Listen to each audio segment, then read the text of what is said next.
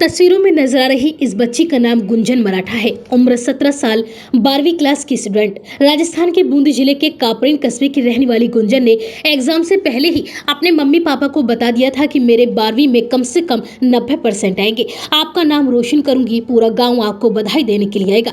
गुंजन का गुरुवार रात रिजल्ट आया और गुंजन ने जो वादा किया था वो निभाया भी। 91% उसने अंक हासिल किए, लेकिन अब गुंजन की माँ मार्कशीट को सीने से लगाए रो रही थी। गांव के लोग मौजूद थे, लेकिन बधाई देने के लिए नहीं, बल्कि दिलासा देने के लिए। ऐसा नहीं था कि गुंजन माँ बाप की उम्मीदों पर खरी नहीं उतरी। जितने बताए उससे 1% ज्यादा ही नंबर आए। गणित में 100 में से 100 नंबर। माता पिता को गुंजन पर गर्व था। गर्व इसका कि उनकी बेटी ने शानदार रिजल्ट से पूरे गाँव में उनका नाम रोशन कर दिया। लेकिन दर्द इस बात का था कि वो गुंजन को गले नहीं लगा सकते थे। ये बता नहीं सकते थे कि उन्हें रिजल्ट से कितनी खुशी मिली है, क्योंकि गुंजन अब इस दुनिया में नहीं है। बीते 23 अप्रैल को एक सड़क हादसे में उसकी मौत हो गई थी। गुरुवार को जब उसका रिजल्ट आया तो माता पिता के जज्बात आंसू बनकर बहने लगे। परिजन, रिश्तेदार सब बेटी की तारीफ कर रहे थे। माता पिता मौन थे। उनकी आंखों से बह रहे आंसू गर्व और गम की कहानी बयां कर रहे थे। गुंजन की मां गायत्री मराठा ने रोते हुए बताया कि मेरी बेटी का सपना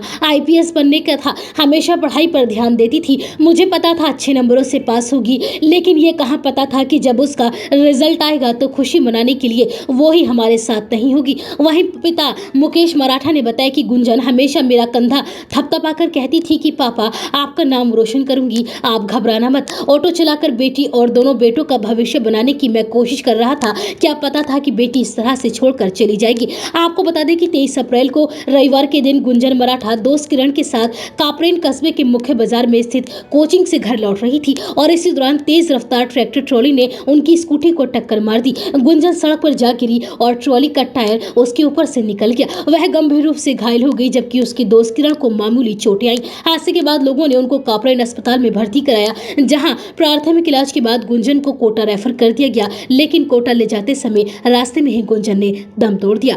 गुंजन की मौत के बाद अब उसका रिजल्ट 26 दिन बाद आया है तो पूरा परिवार गहरे सदमे में चला गया और उसका रिजल्ट देखकर फूट फूट कर रोने लगा।